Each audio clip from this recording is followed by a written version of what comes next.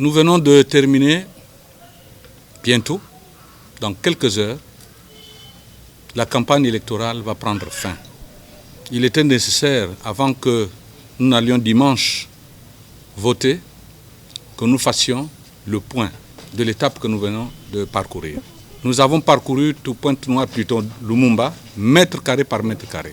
Nous sommes rentrés dans des parcelles, dans des quartiers, dans les zones, dans les blocs. Ça nous a permis de comprendre les réels problèmes des populations. Quels sont les problèmes que nous avons rencontrés durant ce périple que nous venons de faire à travers l'arrondissement numéro 1, Emery Patrice Lumumba, et particulièrement à Lumumba 2, où nous sommes nous-mêmes candidats à la députation. Le premier problème, c'est que la plupart de toute la population, la plupart des gens que nous avons rencontrés disent que les députés qui sont élus, une fois qu'ils sont élus, ils partent et ne reviennent plus jamais. Donc, ils ne font même pas de descente à la base. Ils ne rendent pas compte de leurs activités parlementaires aux citoyens qui les ont envoyés. C'est la première remarque.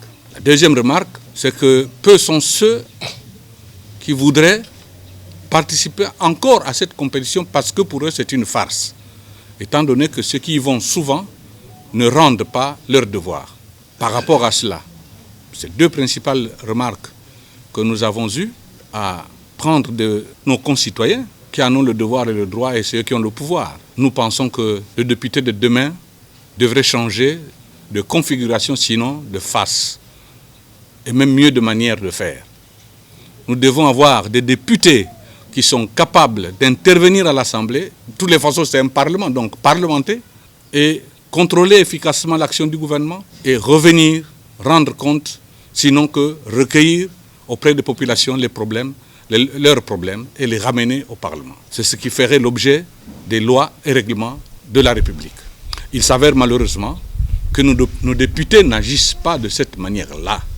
Ils agissent par complaisance ou par intérêt tout à fait simple. Pour la plupart des temps, c'est des gens qui paraissent comme des gens qui vont dormir à l'Assemblée, attendre la paye, se faire payer et prendre le billet pour aller en Europe, se promener et faire des fêtes. C'est ce qui apparaît aux yeux de nos populations. Nous voulons faire autrement et voilà pourquoi nous pensons qu'il faut que ça change. Nous voulons changer cette façon et cette manière de faire. C'est pour cette raison que je lance un appel aux autorités. Je voudrais que les autorités comprennent que nous sommes tous des Congolais, aptes à participer à l'évolution, au développement de ce pays. Aucun Congolais n'a plus de privilèges que l'autre. Il faut tenir compte de toutes les variétés que nous sommes et de toutes les façons, nos différences font notre richesse. Il ne faut pas faire de la différence un problème dans le pays. Que ce soit la différence ethnique, différence intellectuelle, différence sociale. Toutes les différences que nous avons composent les richesses de notre pays. Plus le pays est multiforme, mieux il est. Je vous donne un exemple, l'Amérique. L'Amérique, comment elle est construite? Elle est multiraciale, multiethnique. C'est la plus grande puissance du monde. Donc nous ne devons pas faire de nos différences un handicap.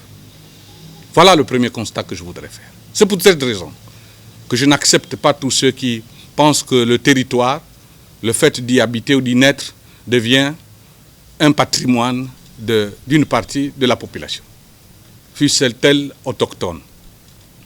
C'est une erreur. Bon, me disons, c'est même une faute. Et mieux, c'est une insuffisance. Quand on ne comprend pas ce que l'on fait, on dit des bêtises. Le plus souvent, c'est comme ça. Donc, notre pays est un et indivisible. Que tout le monde l'entende de cette manière-là. Mais de Ouesso jusqu'à Dolisie, de Dolisie jusqu'à Mouyonzi, c'est un seul pays. Il est un et indivisible. Souviens-toi de nous,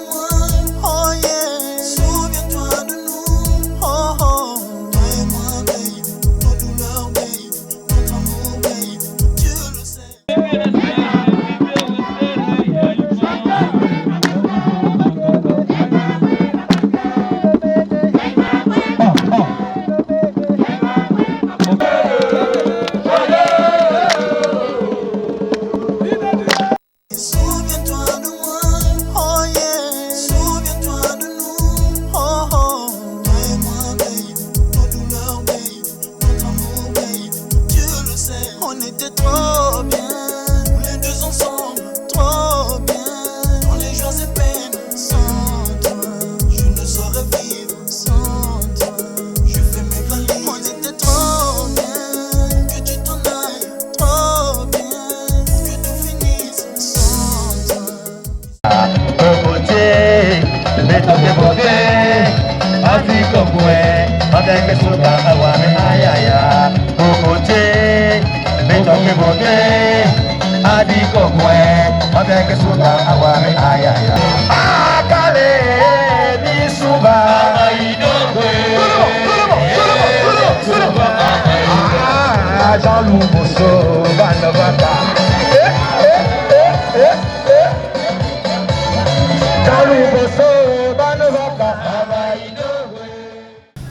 D'abord, à l'endroit des électeurs, nous les remercions vivement de nous avoir reçus dans tous les quartiers parce que nous avons fait une campagne de proximité. Nous avons évité de campagne de foule. Nous sommes allés dans les parcelles des personnes pour comprendre au mieux leurs préoccupations. Nous leur demandons au retour, au regard de tout ce que nous leur avons donné comme instrument, de décider finalement pour que nous allions à l'Assemblée pour défendre leurs intérêts. Et alors, je demande à toute la population, à tous les électeurs, d'aller voter le dimanche 10 juillet pour qu'ils nous donnent la force et de l'énergie nécessaire pour participer à l'édification de notre pays du point de vue législatif.